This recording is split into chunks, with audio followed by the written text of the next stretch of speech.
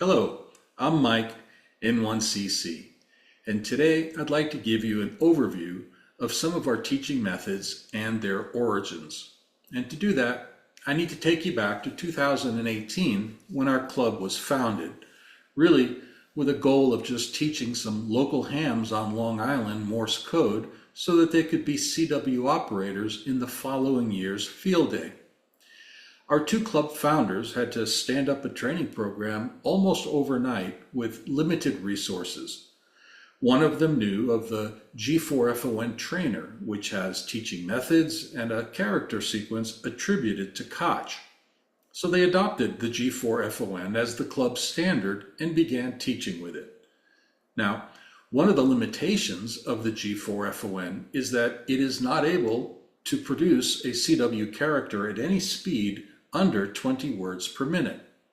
It's designed to be used in what's commonly referred to as the Farnsworth method, where a relatively fast character speed is used, but then additional spacing is added between each character to bring down the effective speed. They were teaching at 20 over 5.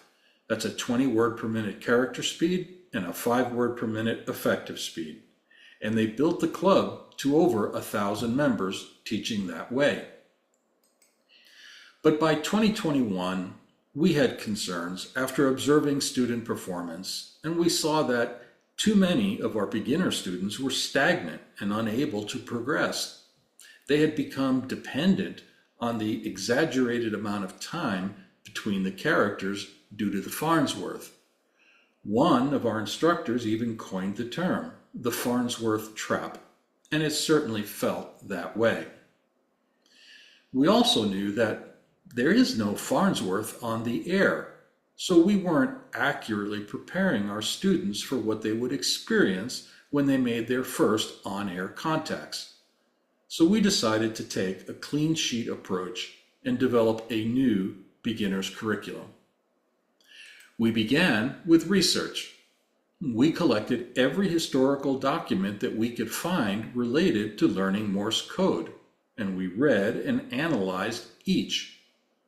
These are some of the more significant.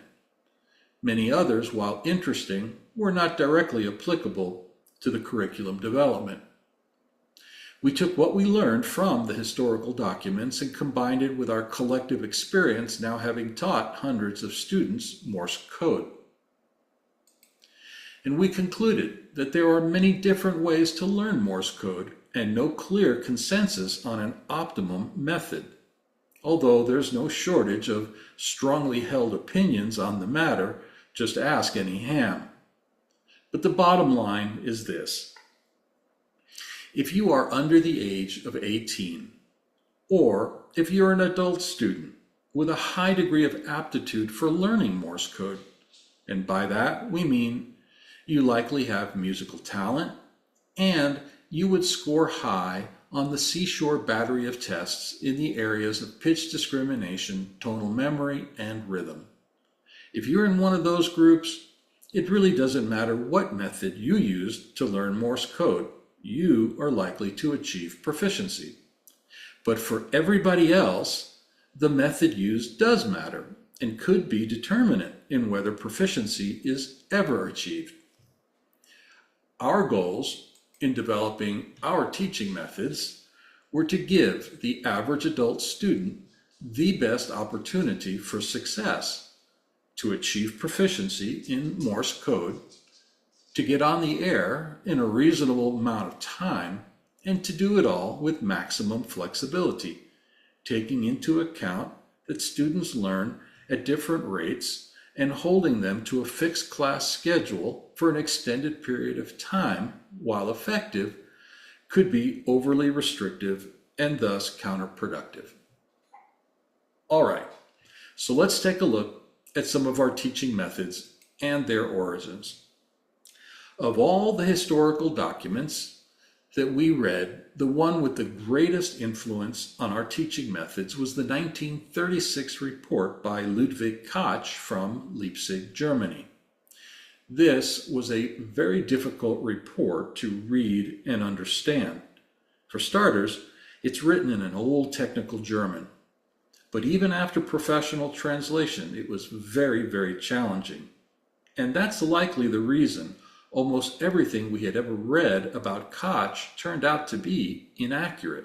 We'll give you some examples of that. If I were to summarize the Koch report, it's that CW characters should be learned as single acoustic sounds and not by reference to a visual chart, what Koch referred to as the analytical method. And Koch developed several techniques to amplify the acoustic nature of the CW sounds. For example, he would play those sounds for his students without telling them what letter they were associated with. And he would ask his students to mark a piece of paper with a dot every time they recognized that sound. For example, he would play did-audit, dot, did-audit, dot. And it wasn't until that sound familiarity was firmly established that he would tell his students, did-audit is an R. Did-audit is an R. And from then on, his students would say and write the letter R every time they recognized that sound. Now, we thought this was innovative and effective, and so we incorporated the Koch method of character introduction into our curriculum. And you'll hear much more of this concept of sound familiarity throughout this presentation. Koch experimented extensively with character speed. A full third of his report is devoted to it. Koch found that characters needed to be sent at a minimum of 10 words a minute to be perceived as single acoustic sounds, what he referred to as gestalt.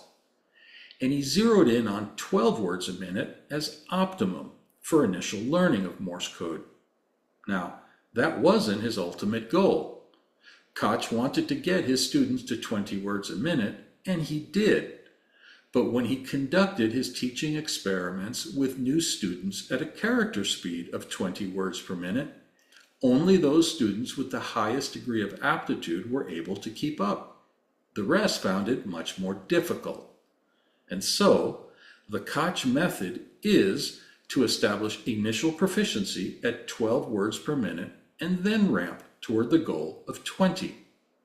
And we thought this was quite consistent with our club mantra of preparing our students to get on the air in a reasonable amount of time, because the majority of initial on-air contacts are in that 12 to 13 word per minute range.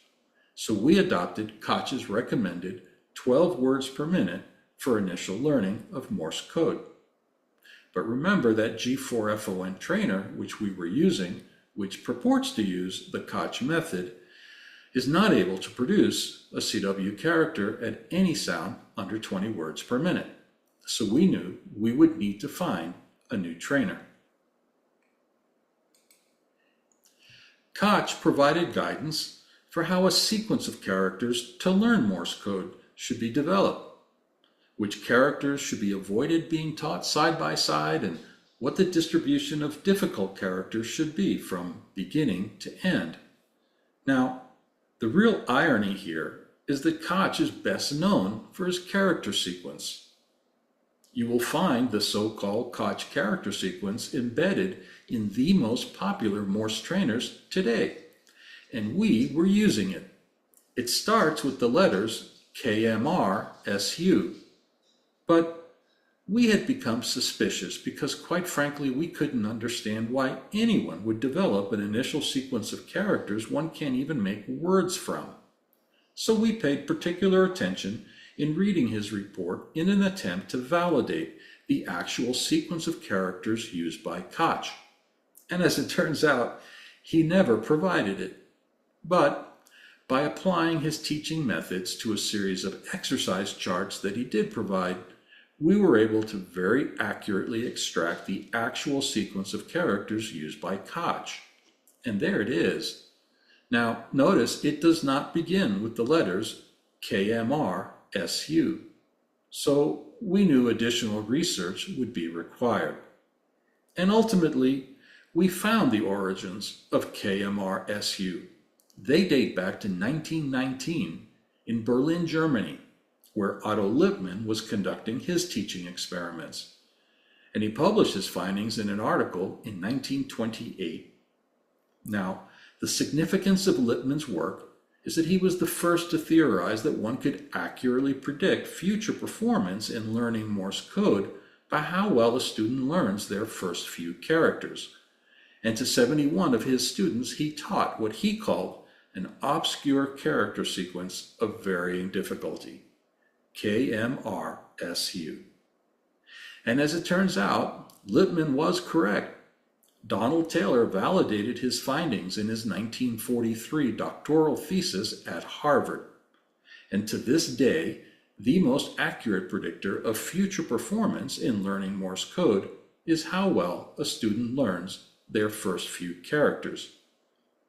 But now that we realize that we had been misled into teaching with an aptitude test, we decided to develop our own sequence of characters.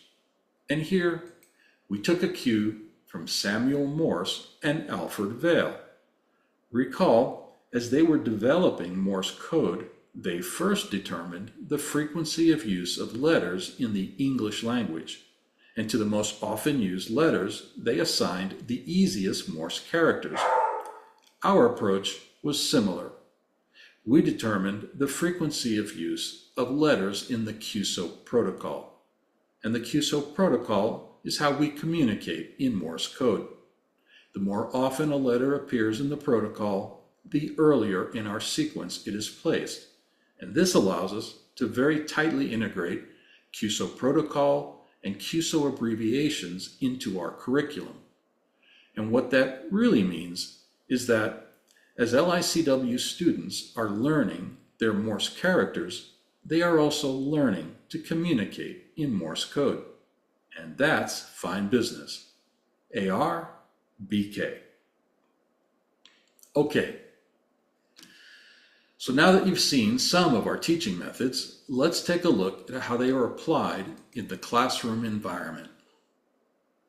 We begin each class by introducing new characters, and we do so in the Koch method. But we introduce characters one letter at a time. Yet everything we had ever read about Koch described a two-letter approach. And it's this two-letter approach you find incorporated in the most popular Morse trainers today, which purport to use the Koch method. The two-letter approach is where two letters are introduced simultaneously. When 90% proficiency is achieved between those two, a third letter is added. When 90% proficiency is achieved between those three, a fourth letter is added. And this process repeats until all the letters in the alphabet have been added to the practice group. Now, admittedly, Koch wrote extensively about the two-letter approach. He developed it, and he was enamored with it. And one needs to dig deep into his findings to learn that he had to, quote, reluctantly be convinced, unquote, that method did not work. And so we introduce characters in the Koch method one letter at a time, and no more than 3 letters in any 1-hour lesson as per his guidance.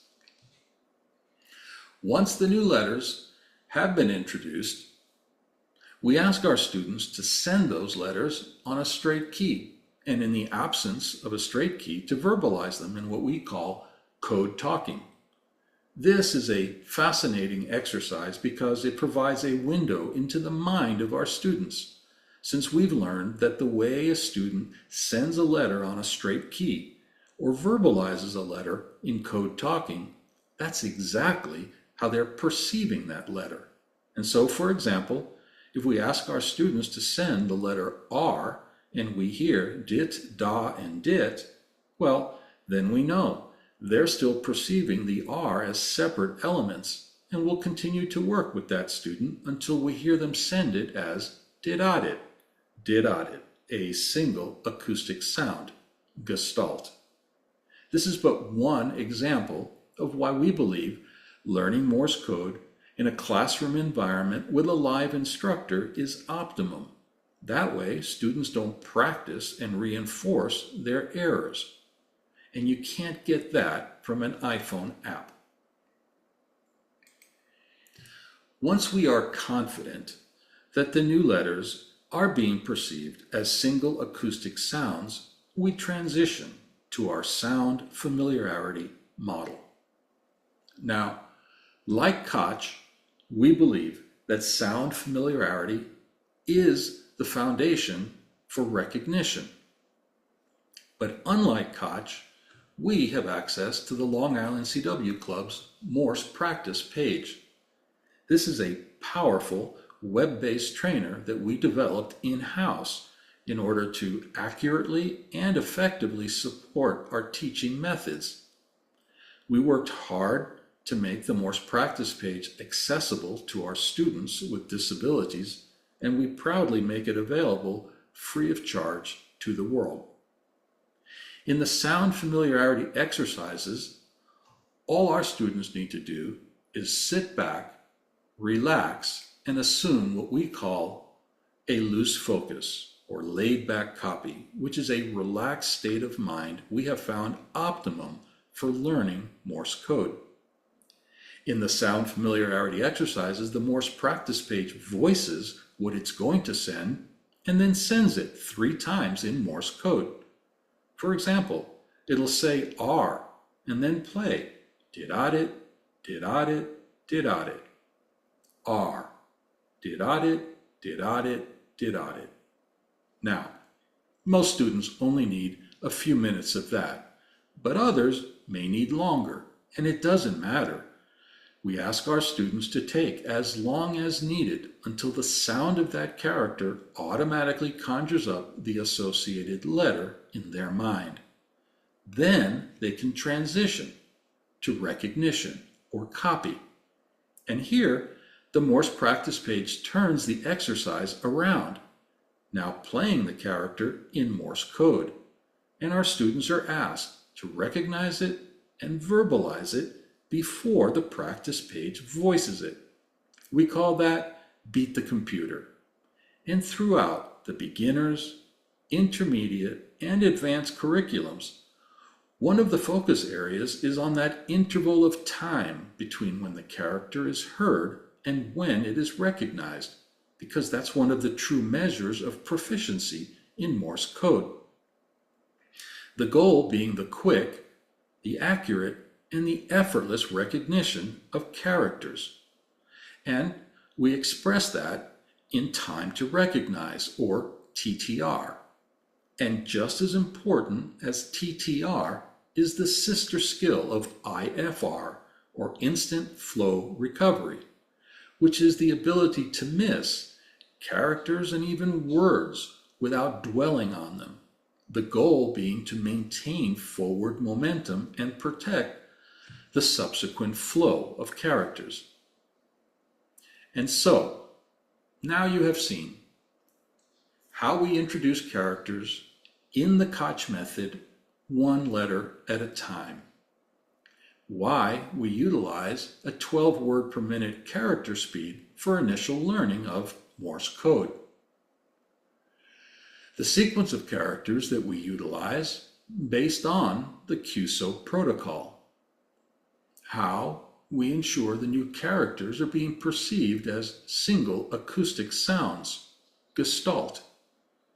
How we establish sound familiarity, the foundation of recognition in Morse code, before finally transitioning to character recognition or copy, with a focus on time to recognize, one of the true measures of proficiency in Morse code, and not dwelling on errors. And we do this methodically with each and every Morse character. Combined, we refer to this as the LICW method, and we believe this method gives the average adult student the best opportunity for success. Thank you for watching. We wish you well on your CW journey. 73.